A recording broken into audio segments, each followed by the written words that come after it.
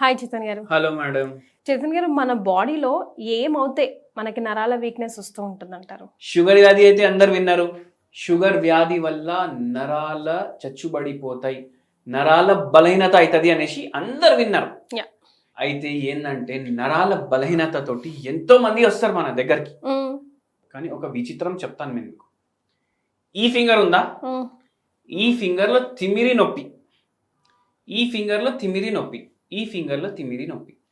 దీంట్లో ఏం లేదు, దీంట్లో ఏం లేదు. ఇట్లా రెండు చేతుల్లో అవుతున్నాయి. కొన్ని కొన్ని ఫింగర్స్ లో మాత్రమే తిమ్మిరి నొప్పి. మళ్ళా ఎక్కడి నుంచి లాగుతుందంటే ఈడికెళ్ళి ఇట్లా పైకి లాగుతుంది. ఇప్పుడు చాలా మందికి చేతుల్లో తిమ్మిర్లు ఉన్నాయంటే మెడ నుంచి కిందికి లాగుతుంది కదా, ఈయనకు ఇక్కడ నుంచి పైకి లాగుతుంది, ఇక్కడ నుంచి ఇక్కడ లాగుతుంది. అయితే ఈ పేషెంట్ చేసే పని ఏంది చెప్తాను నేను. బ్యాంక్ లో క్యాషియర్, ఏజ్ ఏమో 55 years ఉండే మన దగ్గర వచ్చినప్పుడు, డాక్టర్ నాకు ఇక్కడ నొప్పి అవుతుంది, ఇక్కడ నొప్పి అవుతుంది, ఇక్కడ మొత్తం తిమిరి. ఏం పని చేస్తారంటే మొత్తం రోజు కౌంటింగ్. ఇల్లు వచ్చి కూడా 10 ఏళ్ళు అవుతుంది మన దగ్గరికి. మొత్తం రోజు కౌంటింగ్ ఉండే, మొత్తం రోజు కౌంటింగ్ ఉండే. సరే, ఇట్లా నేను ఒక్కొక్క బండల్ తయారు చేసుకోవాలి. బండల్ తయారు చేసి దానికి సుట్టేసి రబ్బర్ బ్యాండ్ వేయాలి, రబ్బర్ బ్యాండ్ వేసి పక్కకు పెట్టాలి.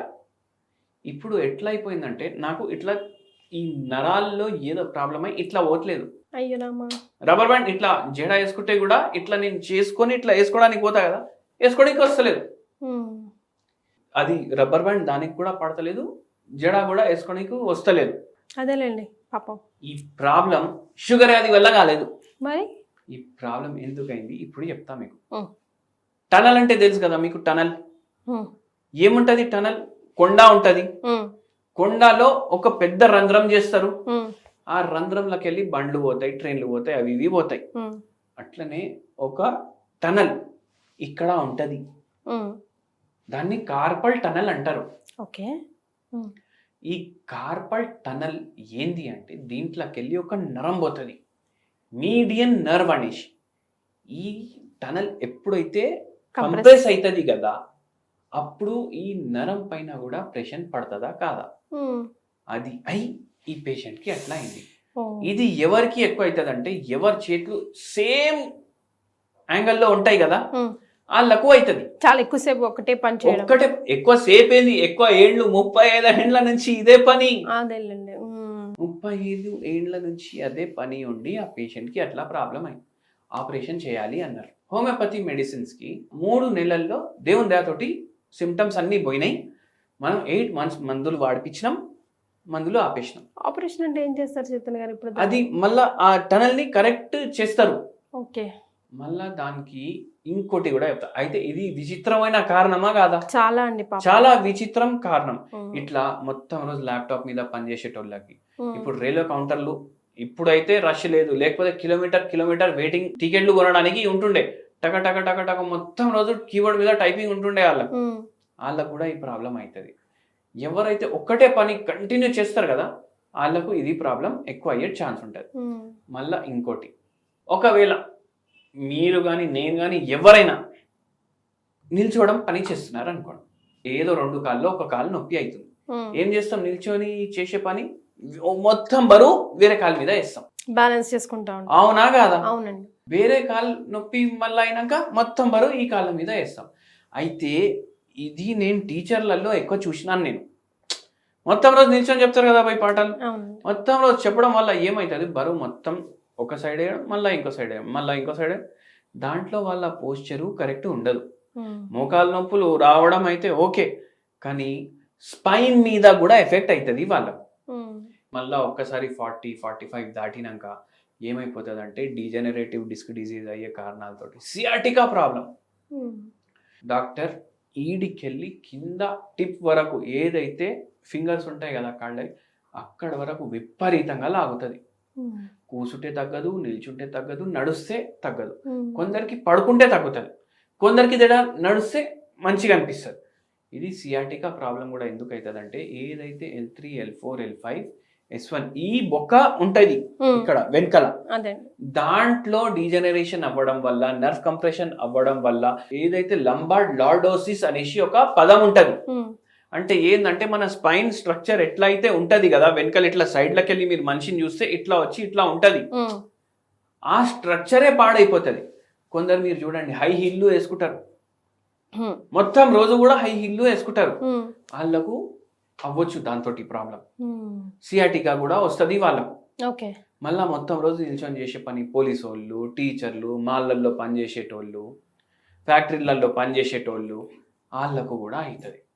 అయితే వాళ్ళకు ఇట్లా సియాటికా ప్రాబ్లం ఇట్లా అవుతుంది. టీచర్లు కూడా చాలా మంది వస్తారు ఇట్లా ప్రాబ్లంలతోటి. మళ్ళా ఇంకోటి ఏంది అంటే కంప్యూటర్ ముందు కూర్చొని పని చేస్తాం చాలా మంది, వాళ్ళు ఏమైపోతుంది అంటే బై మిస్టేక్ ఇట్లా మునిగిపోతారు, ఆ స్క్రీన్ వరకు వెళ్ళిపోతారు. దాంతో కూడా చాలా మందికి చక్కర్లు రావడం, ఇక్కడ నరం కంప్రెస్ అయిపోవడం, ఈవెన్ చాక్ బోర్డ్ మీద రాస్తున్నప్పుడు టీచర్లకు, లెక్చరర్లకు, వాళ్ళకు కూడా అట్లా అవుతుంది. ఈ ప్రమాదం ఏదైతే నేను చెప్తున్నానో ఇది మొత్తం భారతదేశం అయ్యే రోగం. ఇది నేను చెప్తాను. పిల్లలు ఎట్లా అయితే 20 ఏళ్ళు 21 ఏళ్ళు అవ్వంగానే ఏం చేస్తున్నారు, గ్రాడ్యుయేషన్ అయిపోతుంది. ప్రతి ఇంట్లో సన్ ఉంటుంది, సన్ టీవీ ఇంట్లో సన్ టన్ అని ఉండే కదా, ప్రతి ఇంట్లో అది ఉంటుంది. ప్లస్ ప్రతి ఇంట్లో ఒక పిల్లోడు అమెరికాలో ఉంటాడు. ఇప్పుడు ఏమైపోతుంది, అమ్మ నాయన మెల్లగా రిటైర్ అయిపోతారు. రిటైర్ అయిపోయినాక వాళ్ళకు ఉండే పని ఎట్లా అయిపోతుంది అంటే, కొడుకు డబ్బులు పంపిస్తాడు, ఇల్లు కొంటారు, బండ్లు కొంటారు, అన్నీ కొంటారు, సోఫా కొంటారు, ఫ్రిడ్జ్ కొంటారు, ఏసీ కొంటారు, మొత్తం ఇల్లు చకాచక్ చేసుకుంటారు. ఇప్పుడు ఇల్లు సాఫ్ చేయడానికి వీళ్ళకి చేసుకోవడానికి రాదు, చాలా మంది పనోళ్ళని పెట్టుకుంటారు. మళ్ళీ దాని తర్వాత ఏమైపోతుంది, మొత్తం పని ఏంది వీళ్ళది, సోఫా మీద కూర్చోవడం, టీవీ రిమోట్ పట్టుకోవడం. ఏం చేయాలి నేను మొత్తం రోజు అని వాళ్ళే చెప్తారు. ఈ రీళ్లు చూడడం, దాంతో మెడ ఇట్లానే ఉండడం, మళ్ళీ బరువు కూడా ఎక్కువ ఉంటుంది, షుగర్ ఉంటుంది, అది మళ్ళా దాని మీద ఇట్లా ఏం పని చేయకపోవడం వల్ల కూడా రోగాలు ఎట్లా వస్తాయి. ఇట్లా పాస్చర్ ప్రాబ్లం తోటి ఎంతో మంది మన పేషెంట్లు ఏమైనా పని చేయనికి చేతనైతే లేదు, చేయబుద్ధి అయితే లేదు. ఫస్ట్ ఆఫ్ ఆల్ బాడీ సహకరించాలి కదండి, బాడీ సహకరిస్తే కూడా చేయబుద్ధి అయితే లేదు అంటారు. ఫ్యాన్ వేయడానికి కూడా ఎవరో ఒకడు ఉన్నాడు ఇంట్లో. అయితే మాకు కూడా తెలుసు ఇది తప్పు అనేసి, మొత్తం కాళ్ళు లాగుతున్నాయి, అరికాలు మంటలు. మీరు చూడండి నా క్లినిక్ మొత్తం సీనియర్ సిటిజన్లతోటి నిండిపోయి ఉంటుంది. ఇప్పుడు నేను బయట బోర్డు పెట్టిన, సీనియర్ సిటిజన్లకు ఫస్ట్ పంపియండి అనేసి, అయినా కొట్లాటలు అవుతున్నాయి బయట. ఎందుకు, అందరు సీనియర్ సిటిజన్లే, అరే నేను పోతా అనేసి ఏం చేస్తాం, అట్లా అయిపోయింది. చాలా మంది ఈ బాధలు ఉంటాయి. అయితే ఇట్లా నరాల ప్రాబ్లమ్స్ ఇట్లా వస్తున్నాయి. సో హోమియోపతిలో పర్మనెంట్ సొల్యూషన్ ఉంటుందండి, వాళ్ళ ఆ ఏజ్ వాళ్ళకి కూడా, ఏ ఏజ్ వాళ్ళకి కూడా పర్మనెంట్ సొల్యూషన్ ఉంటుంది హోమియోపతిలో. చచ్చిపోయిన వాళ్ళకి మళ్ళా బతికించలేము, కానీ ఉన్న రోగాలకి దేవుని దయ వల్ల మంచి ట్రీట్మెంట్ ఉంటుంది హోమియోపతిలో. సో మరి వీళ్ళందరి కోసం ఏదైనా హోమ్ రెమెడీ మీ దాకా చేరుకోవాలన్నా వాళ్ళకి కొంచెం బాడీ సహకరించాలి కదండి. మంచి హోమ్ రెమెడీ నేను ఒకటే చెప్తాను, 2 మునక్కాయలు తీసుకోవాలి, కుక్కర్లో వేయాలి, కొంచెం నీళ్లు వేయాలి. మొత్తం రెసిపీనే చెప్తున్నాను నేను. కొంచెం నీళ్లు వేయాలి, 3 సీటీలో 2 సీటీలు పెట్టాలి, మళ్ళీ అది ఓపెన్ చేయాలి. పప్పు ఇట్లా మొత్తం మిక్స్ చేసుకుంటాం కదా, ఏమంటారు దాన్ని, పప్పు గుత్తితోటి దాన్ని మంచిగా ప్రెస్ చేయాలి. దాంట్లో ఉన్న మొత్తం, దాంట్లో కూడా గుజ్జులాగా ఉంటది మొత్తం, అది మొత్తం బయటికి వస్తుంది. ఏదైతే హార్డ్ దాని స్టెమ్స్ ఉంటాయి కదా, అది మొత్తం తీసి పడేసేయండి. ఇప్పుడు ఇది మీరు తయారు చేసుకుంది మొరింగా సూప్, ఇది ఒక బౌల్లో తీసుకోండి, సూప్ బౌల్లోనే తాగండి. హోటల్లో కూర్చొని తాగినట్టు ఉంటది. కొంచెం మిరియాల బుక్ని వేయండి, దాంట్లో కలుపుకోండి, డైలీ తాగండి. మీకు మీ నరాలు ఏవైతే చచ్చుబడిపోయినాయి, ఏవైతే ఇంత బాధ, తిమ్మిరి, మంట, నొప్పి ఇవన్నీ ఉన్నాయి కదా, దాంట్లో మీకు మెల్లమెల్లగా కొద్దిగా మార్పు కనిపిస్తుంది. అండ్ ఇది చాలా బెనిఫిషియల్ అండ్ నరాల మీద మంచిగా పనిచేస్తుంది. యాంటీ ఆక్సిడెంట్లు కూడా చాలా ఉంటాయి దీంట్లో, అండ్ డైజెషన్కి కూడా చాలా హెల్ప్ఫుల్. ఇది చాలా రోజుల బ్యాక్ ఇంకోసారి కూడా చెప్పిన, ఒక పేషెంట్ ఇది వినేసి 2 రోజులు తాగేసి వాళ్ళకు దీంతో జర రిలీఫ్ వస్తే వచ్చేసిండ్రు వాళ్ళు డైరెక్ట్. అయితే sincere efforts is also important, very important. So హోమియోపతికి సమాధానం లేని జబ్బు అంటూ ఏమీ లేదు, బట్ అంతే సిన్సియర్ ఎఫర్ట్స్ పెట్టి చేయాలంటున్నారు. ఈ వీడియో మీ దాకా చేరిందా, చేతన్ గారిని మీరు కలవాలనుకుంటున్నారా, అయితే ఈ వీడియో సేవ్ చేసి పెట్టుకోండి, ఎందుకంటే మీకు consultancy absolutely free. Thank you Chetan గారు. థ్యాంక్ యూ అండి.